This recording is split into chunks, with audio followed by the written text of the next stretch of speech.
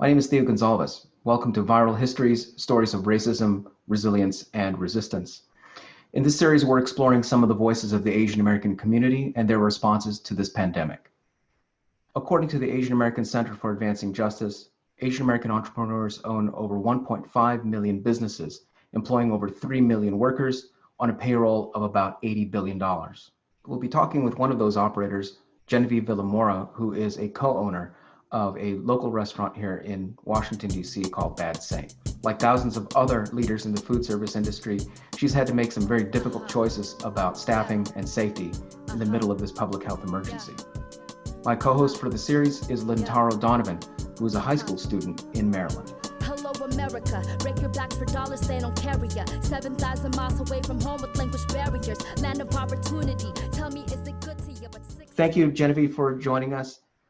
What I'd like to do is to ask you about this sense of community that you found here in Washington, D.C. I understand you're originally from Chicago, the daughter of immigrants from the Philippines, and they themselves are also civically engaged. But you are an Asian American woman who's also a business owner. And while those are two different kinds of communities, in you they overlap. And I think what folks might be interested in understanding is that in DC there's actually a group of Asian American women business owners and restaurant owners that you are a part of. Could you talk about what that means to be a part of that kind of community? So first, I just wanted to say thank you to you for inviting me to be part of this experience. I'm really excited to be able to chat a little bit about my perspective. I think that I am a classic case of if you see it, you can be it. Because I grew up in Chicago, which some of you may know, some of you may not know. There are incredibly robust, diverse immigrant communities in Chicago. I also grew up sort of in the bosom of the Filipino American community. And so I saw a lot of Filipino American women business owners around me. I feel like coming into DC as a young person and then really becoming an adult here, I already had sort of a deep impression from my own personal experience of seeing Asian American women as leaders, as business owners, as active contributing members of their community. So as an Asian American business owner now, I feel so lucky that I have a peer group of other Asian American women around me, and even specifically in my field, in the restaurant business. There are challenges that every small business owner faces and that every restaurant owner faces, but it's a special kind of support when the people who share those experiences with you also look like you, also have backgrounds that may be very similar to yours. There seems to be a Filipino food movement that's been going on for several years. What does that mean to you to be one of the innovators, along with all these others that are bringing a different twist on tradition? Mm-hmm. Well, as far-flung as all of these restaurants, these new Filipino restaurants are, and also some that have been around for a long time, we're sort of spread all over the country.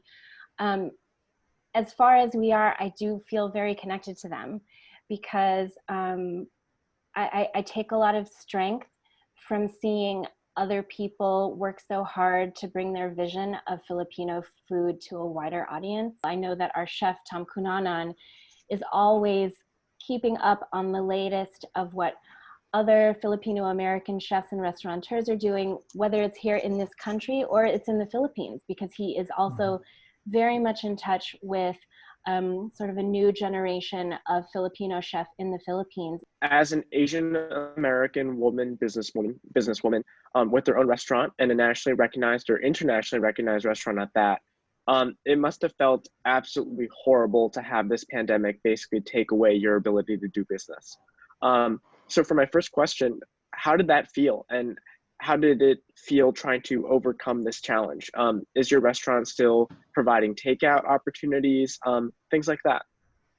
I had been following the story of how the coronavirus played out in Asia, and I felt very realistic about the public health implications that it would have. So in some ways, the decision to close, which we closed the restaurant altogether on March 17th. We have not been doing carry-out service.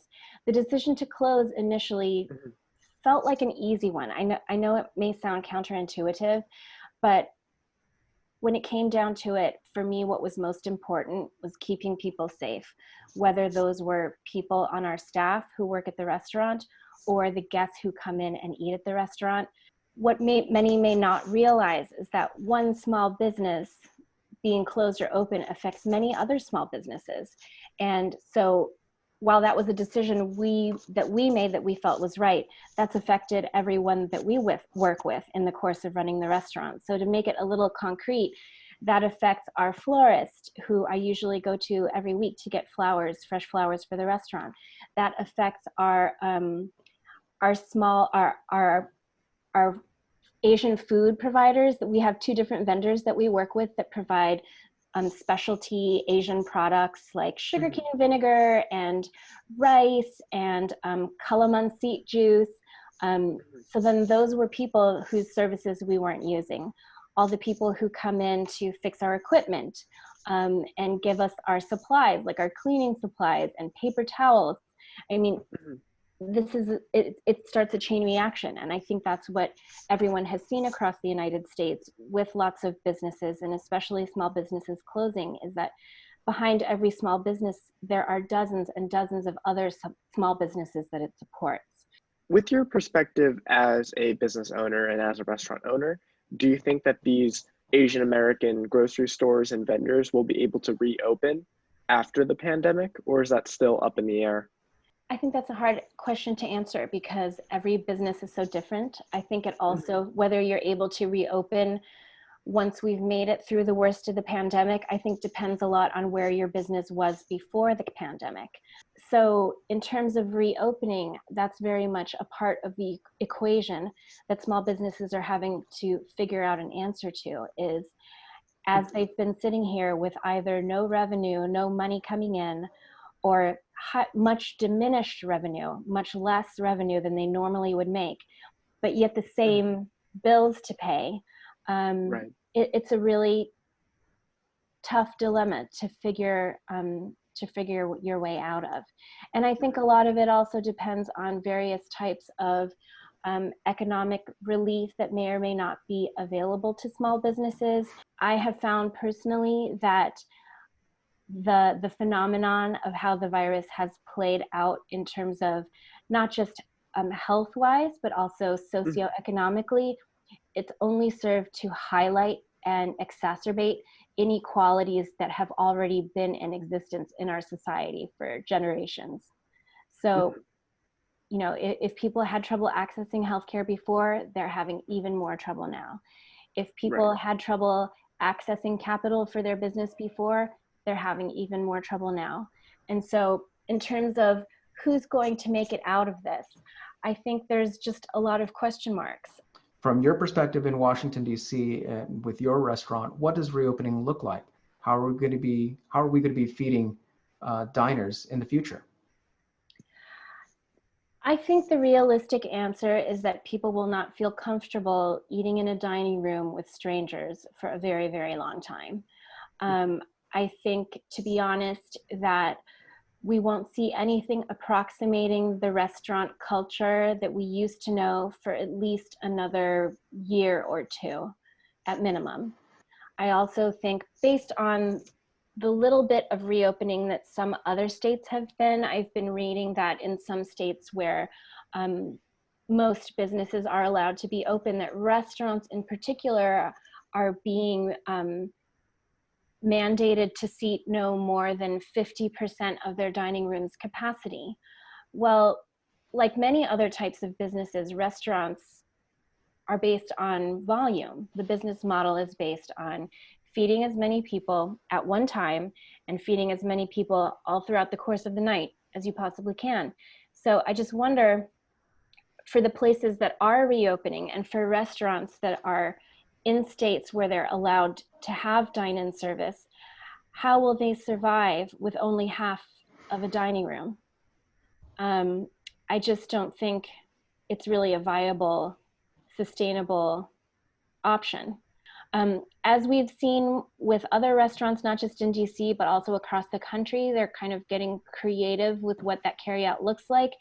And for some, it means not necessarily the type of carryout we're used to, where it's like a finished product, like a fully cooked dish, but some places have started to put these kits together of things that the restaurant is basically assembling for you in some kind of package that you finish cooking at home. So we're kind of rewriting as we go and improvising as best we can. And I think we really won't know until we get through the next few months whether these changes that places have made are really viable businesses. Genevieve, can I ask you about the improvised ways that community has come into your own life, either electronically or personally?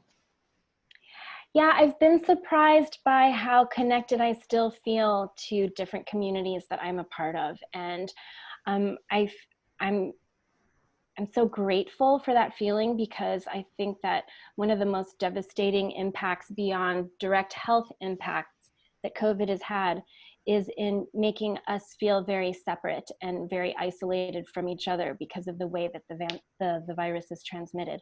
So I've felt really surprised that through technology, I continue to feel very connected to my community, whether it is a bunch of friends that I used to work with at a cafe 12 years ago and being on a Zoom call with them for literally like 3 or 4 hours a few weeks ago, that's now turned into a bi-weekly call, or whether it is a daily planning meeting that I've had with members of the DC Hospitality Coalition, which is a local group formed, an all-volunteer group formed by members of the local restaurant community that have gotten together to advocate for our industry and also to provide a variety of support services to people who used to be employed in restaurants.